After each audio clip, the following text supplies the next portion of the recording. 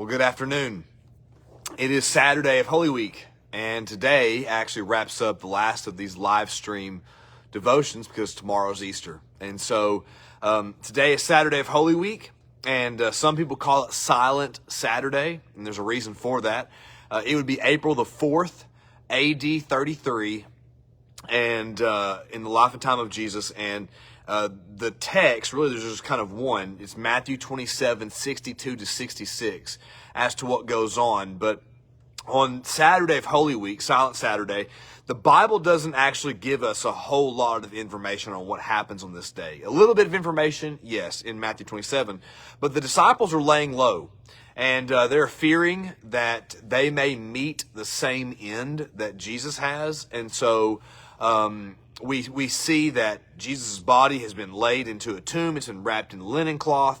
And so we have to ask some questions. How did Jesus end up in a rich man's family tomb rather than a shallow grave? Where was his spirit between the crucifixion and his resurrection? Because we know where his corpse was, but where was his soul? And then how should we think about this quiet day that we call Silent Saturday? Because not a whole lot is happening, and really it's a lot of anticipation. It's a lot of waiting happening between Good Friday and Easter Sunday. And so here's kind of what happens.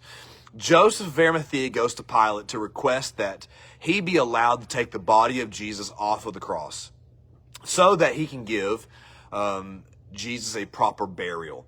And because he's trying to comply with the Hebrew scriptures about, like in Deuteronomy, for example, that a person who's crucified must be buried the same day. So also, rabbinic tradition says that a convicted criminal must be buried separate from others. And so the Gospels tell us that Joseph of Arimathea owned a tomb. He was a wealthy man, and he could afford such high luxury, and that the tomb was unused. And Joseph apparently thought, what better way to honor Jesus than to let him be buried in my family's unused tomb. And so he took the body of Jesus and he wrapped it in linen cloth, and then he put it in this freshly cut tomb. What we know about tombs in the first century, especially in Jerusalem, is that they were often cut into rock, kind of like caves, at a sloping angle. It would have been highly labor intensive to make that, very expensive to make that, and so therefore only wealthy families could afford such graves. In Isaiah, 700 years before Jesus' ministry began, prophesied that the Messiah's grave would be with the wealthy.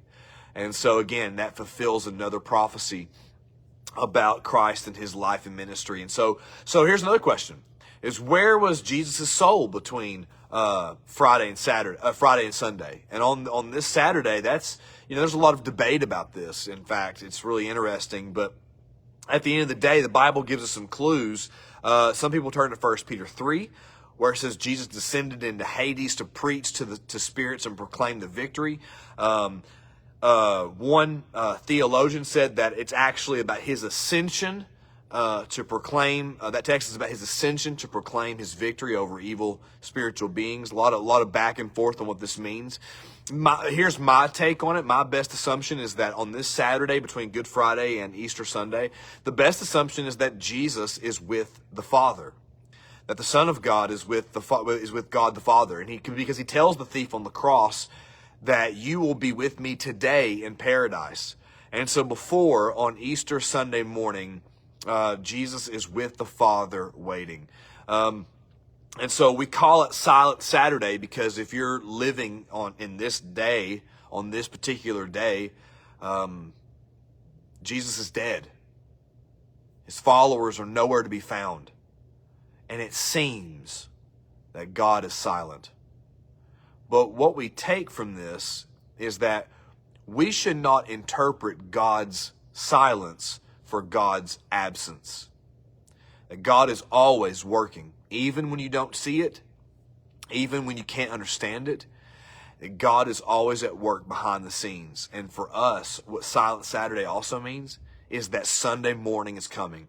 And it's the greatest news in the whole world that Jesus Christ is alive. This is not the end. There is more to come. And so tomorrow morning we'll be gathering here at Freedom Fellowship 10:30 a.m. For our Easter Resurrection Sunday celebration. You can join us online. You can join us in person here at Freedom Fellowship in White Pine.